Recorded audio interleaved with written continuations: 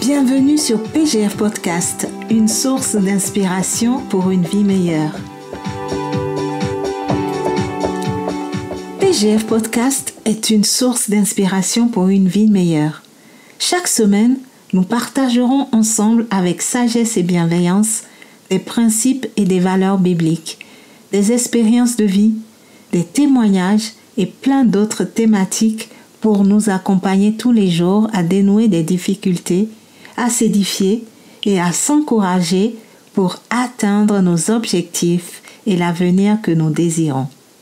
Aujourd'hui, dans notre émission numéro 4, nous parlons du principe « Instruis l'enfant ».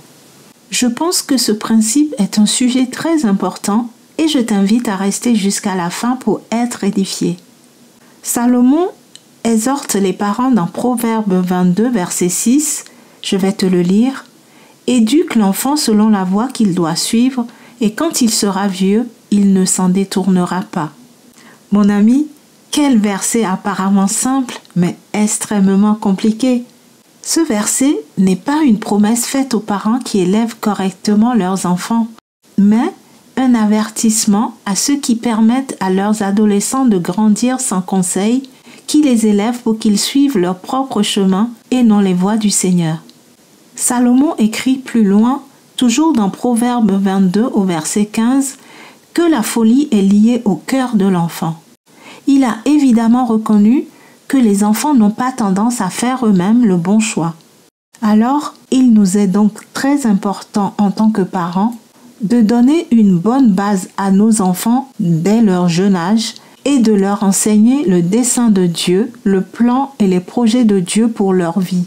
Nous devons être guidés, instruits et disciplinés en tant que parents pour marcher dans les voies de Dieu. C'est le travail d'un parent de faire la guerre au péché inné et à la folie dans le cœur d'un enfant. Ce verset est l'une des bases de notre vision en tant que parents. Notre rôle est d'aider nos enfants à découvrir comment Dieu les a équipés et comment ils peuvent utiliser leurs dons de manière positive en tant qu'adultes. Nous croyons également que chaque enfant a une destinée et nous devons les accompagner pour qu'ils y entrent pleinement. Tu sais, tout au long des Écritures, Dieu est très clair sur la responsabilité qu'il a placée entre les mains des parents. Aucun n'est plus clair que Deutéronome 6, versets 6 à 7. Je vais te le lire. « Et ces commandements que je te donne aujourd'hui seront dans ton cœur. Tu les inculqueras à tes enfants, et tu en parleras quand tu seras dans ta maison, quand tu iras en voyage, quand tu te coucheras et quand tu te lèveras. » Mon ami, un enfant est un don de Dieu et la discipline fait partie intégrante de l'éducation de l'enfant dans la crainte de Dieu. Nous avons la responsabilité, en tant que parents, d'enseigner à nos enfants ce qui compte pour Dieu. Cela ne signifie pas de les forcer à adopter un ensemble de croyances ou de rituels, mais cela signifie plutôt de leur démontrer une vraie foi, une foi qui met l'accent sur l'amour de Dieu et l'amour des autres. À mon avis, notre but principal dans la vie est de refléter l'image de Dieu pour que nos enfants puissent la voir. Nous avons été créés à l'image de Dieu, mais nous ne sommes pas parfaits comme lui. Nous sommes des travaux en cours. Au fur et à mesure que nous nous rapprochons de lui, il devrait y avoir un air de famille entre nous et notre Père qui est Dieu. Les choses que je dis et fais devraient être les traits de caractère de Dieu. Et cela est très important, car si je reflète vraiment Dieu et si je fais briller sa gloire, d'autres le feront, y compris mes enfants. Paul nous encourage à être des imitateurs de Dieu comme des enfants bien-aimés et marcher dans l'amour à l'exemple de Christ qui nous a aimés et qui s'est livré lui-même à Dieu pour nous comme une offrande et un sacrifice de bonne odeur. Tu peux le lire dans Éphésiens 5, versets 1 à 2. Cela m'encourage et me rappelle comment je suis censé vivre et aimer. Mais cela me rappelle aussi que mes enfants sont sous ma garde et qu'ils recherchent mon exemple. Vois-tu, nos enfants nous imitent souvent. Ils sont des éponges, ils absorbent tout, le bon et le mauvais. Ils ne sauront aimer qu'en voyant comment nous aimons. S'ils nous imitent et que nous imitons Dieu, nos enfants grandiront en sachant ce que signifie suivre Jésus-Christ.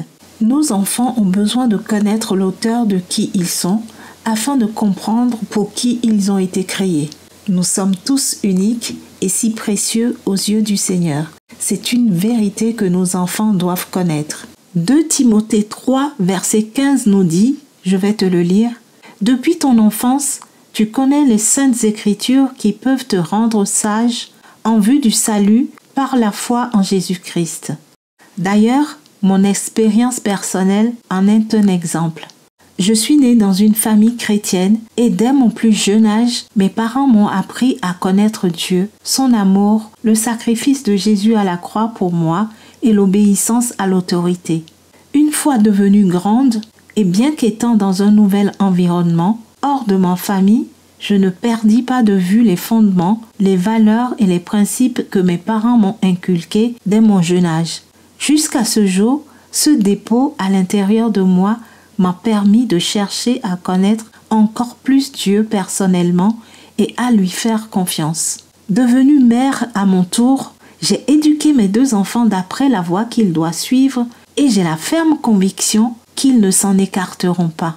Éphésiens 6, verset 4 exhorte les parents en disant « Quant à vous, pères, n'irritez pas vos enfants, mais élevez-les en leur donnant une éducation et des avertissements qui viennent du Seigneur. » Tu sais, nous devons être de bons exemples pour nos enfants.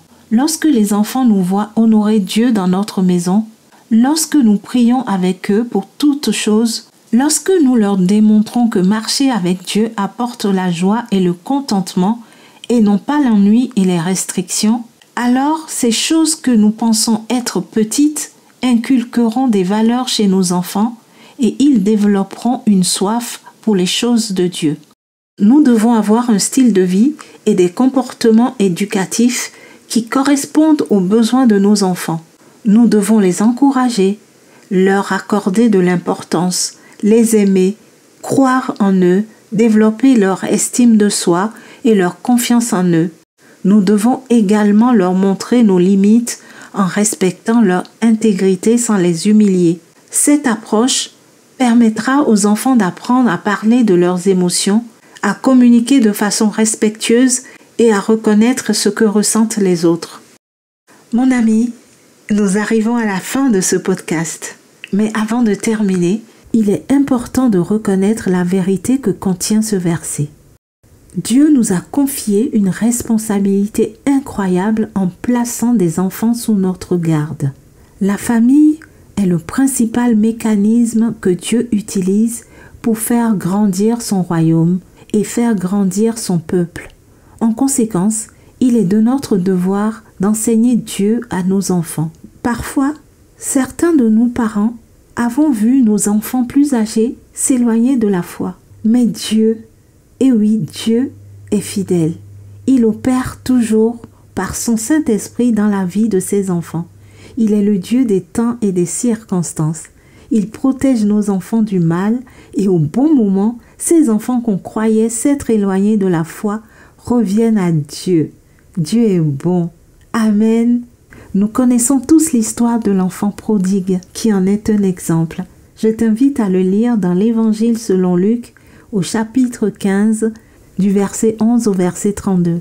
Et pour terminer ce podcast, je t'invite à télécharger gratuitement le livre de poche sur les 52 principes pour une vie meilleure via le lien dans la description.